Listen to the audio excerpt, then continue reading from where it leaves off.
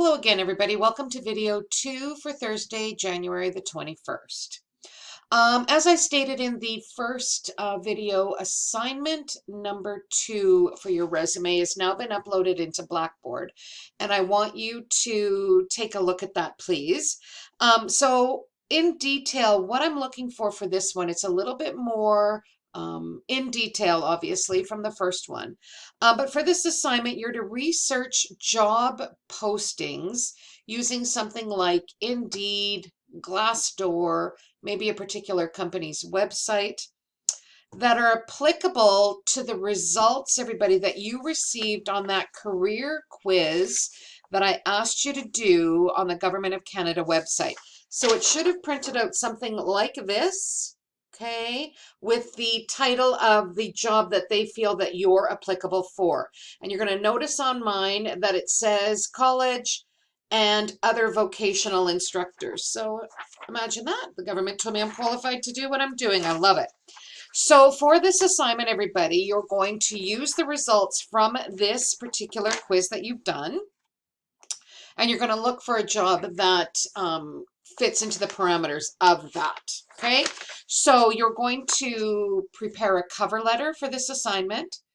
You're going to take the comments that came back to you from your first resume and you're going to build on that. And you're going to include the job posting. So you need to print that off from whatever site you get it from. And you're going to include this. So there's going to be 4 things that are going to come through, everybody, for this resume number 2 assignment. Your cover letter, your resume, the job posting that you found, and this particular printout from the Government of Canada website. Okay, so you are going to build on that resume, tailoring it to the job that you have found.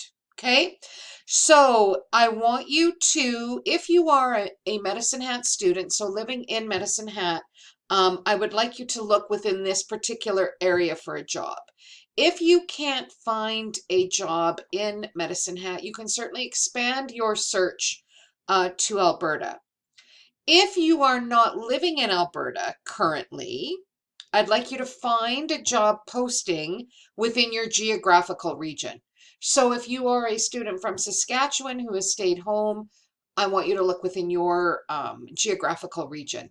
If you are an international student, okay, we have some students from India, I want you to look within your region, okay? And again, I'm looking for that format, your layout, building on that first resume that you have handed in. And I want you to make sure, as stated at the bottom of resume number 2 assignment, everybody, make sure you proofread, okay? I'm currently in a proofreading course at Simon Fraser working towards my editing certificate. So I'm all about the proofreading, grammar, sentence structure, that sort of thing. So what I'd like to do with video number 2 is, everybody, is I'd like to start on page 346. And I want to talk to you about cover letters. So what is a cover letter, or an application letter, it can also be called. But here in this particular region, we do refer to them as a cover letter. And it's essentially, everybody, a sales letter that accompanies your resume, okay? And it's usually no more than a page in length. So keep that in mind when you're putting the cover letter together for this particular assignment. And it introduces you to that prospective employer, everybody. So this is really, first impressions are going to come through from the cover letter. So taking right from the textbook, everybody, it tells prospective employers what it is you're applying for, who you are. You're going to pull some information from the job posting. You're going to put that into your cover letter. Okay, so this really is all about first impressions, everybody. You have got to make sure that you have no errors on it, because if you do have any sort of errors, grammar, spelling, typography, any kind of errors like that, honestly, it's going to go right into the garbage. They are not even going to go past that. Okay, so they give you some general tips for cover letters on the middle to bottom part of page 346. So I want you to take a look at those.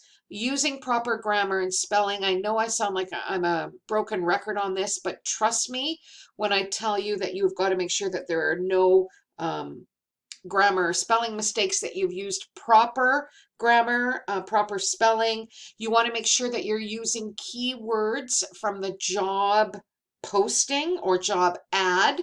Okay, you want to make sure that the font that you're using for your resume is the same font that you are going to use for your cover letter, right? So it's got to match, it's got to be the same.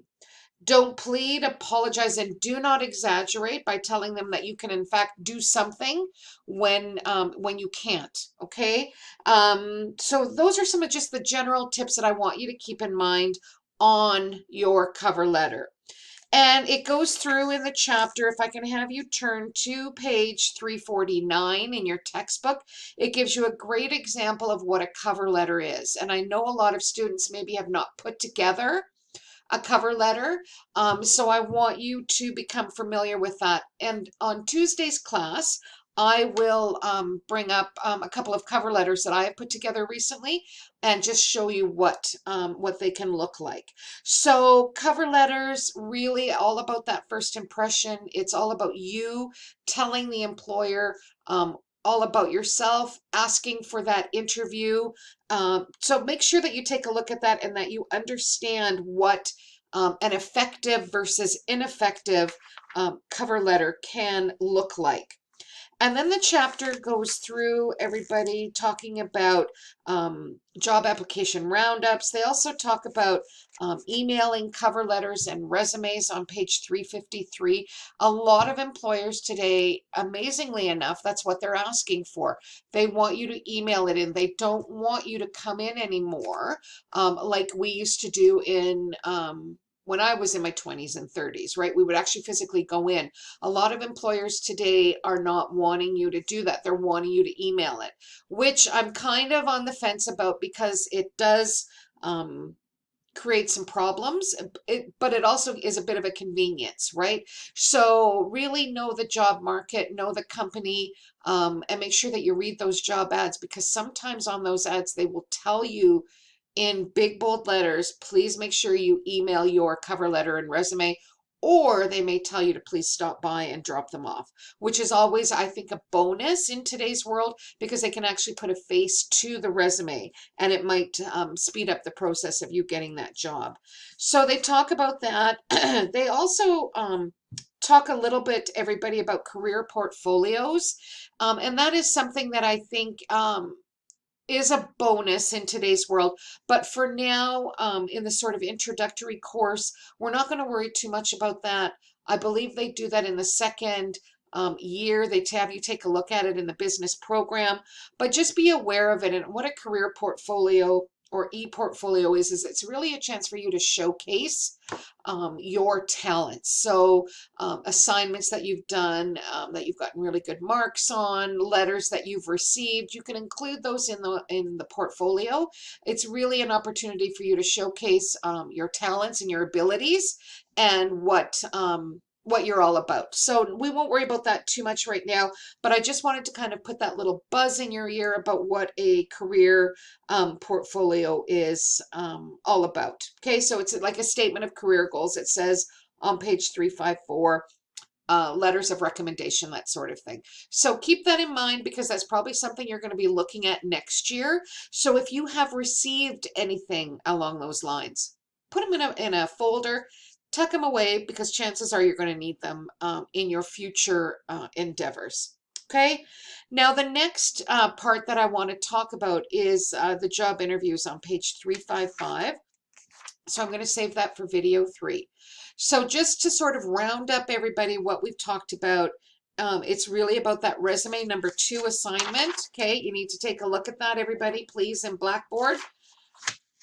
It's going to be building on your first resume. So you're going to be including with your resume 2 assignment any sort of changes or suggestions, comments that were made on your first resume.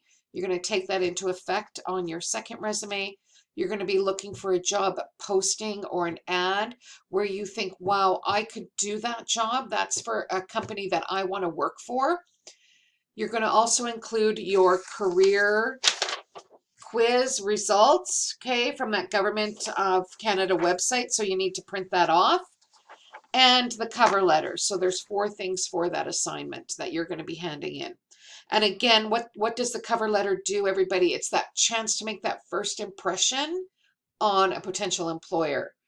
In today's job market, everybody, please note there is a high rate of unemployment in certain pockets throughout this country, and you are really vying with the potential of hundreds of other people to get that job. So that cover letter really is all about that first impression, getting somebody to look at it and think, wow, this is somebody that I want to have come in for an interview. So we need to make sure that your cover letter is clean and concise, no spelling, no grammar mistakes.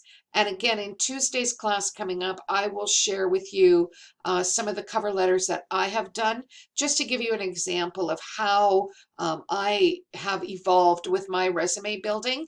And that is something that you need to keep in mind, is that your resume, again, is going to be evolving over time, and it will not look the same as what it does now. So we need to keep that in mind as well too.